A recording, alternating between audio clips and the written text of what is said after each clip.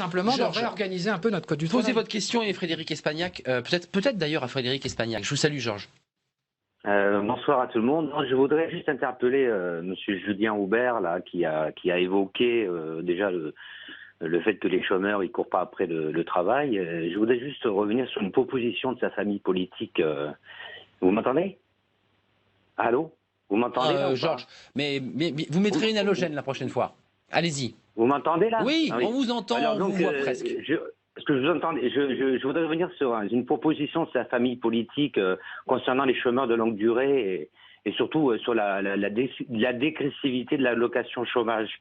Et je trouve ça totalement injuste parce qu'il dit qu'il est un être humain, mais comment il peut concevoir que quand on sait que c'est François Langlais qui l'a démontré que ça touchera surtout les plus démunis, les personnes qui touchent pas beaucoup d'argent, qui sont pas qualifiées. Alors que comment on peut accepter une telle proposition dans sa famille politique? Je voulais savoir son point de vue, son sentiment. Merci Georges. Alors il faut se préciser que Julien Aubert est un non aligné, c'est qu'il n'a pas encore choisi l'un des candidats à la primaire, mais qu'il les rencontre. Comment vous réagissez à ce que dit Georges, la dégressivité qui vont toucher les plus précaires? Il trouve ça injuste.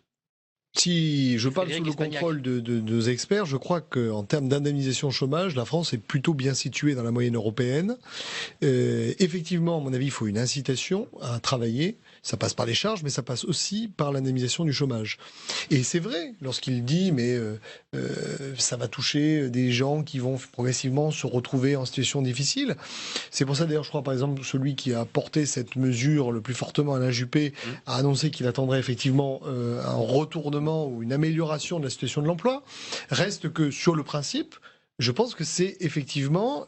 c'est une incitation, c'est de dire aux gens, il faut maintenant...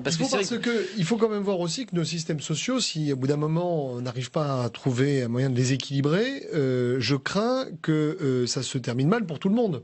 Et on a sur tous les débats, lorsqu'on parle des retraites, lorsqu'on parle de l'assurance maladie, lorsqu'on parle de l'assurance chômage, il y a toujours une tentation qui dit oui, mais si on revient en arrière, quelque part, il va y avoir une paupérisation, il va y avoir une fragilisation des publics. Simplement, il y a des réformes qu'il va falloir prendre structurelles, qui sont courageuses, qui ne seront pas forcément populaires, mais qui permettront, à mon avis, de sauver ces systèmes. Et oui, je maintiens que dans le chômage, il y a à la fois des gens qui n'arrivent pas à trouver pour des raisons de formation, et dans ce cas-là, le plan formation, ça peut les aider. Et puis, il y en a d'autres qui ne sont pas incités à rechercher du travail. J'en connais personnellement des gens qui m'ont dit, moi, je prends une année sabbatique, parce que de toute manière, je suis payé pendant une année, et qui se mettent au bout d'un an pour chercher il faut vraiment arrêter de caricaturer sur ce sujet. Mais c'est pas une caricature, ce sont des exemples. Le problème, si vous voulez, c'est que si on n'est pas d'accord sur le monde tel qu'il est, on n'arrivera jamais à s'entendre sur les mesures. Mais quand vous prenez des cas particuliers que vous élevez en généralité, c'est juste pas possible. C'est ce que vous êtes en train de faire. C'est en tout cas ce que vous êtes en train de nous dire. Écoutez, donc on ne va pas réduire à quelques petits exemples la généralité de ce qui se passe sur le marché du travail. En tout cas, il y a beaucoup de gens aujourd'hui qui en cherchent, malheureusement, qui n'en trouvent pas. On parlait tout à l'heure, et moi j'entends la question qui est posée, parce que c'est une vraie question sur la dégressivité. Aujourd'hui, quand je vois notamment dans le Pas-de-Calais sur la précarisation, moins 14% en France en général, sont aujourd'hui sur le seuil de pauvreté.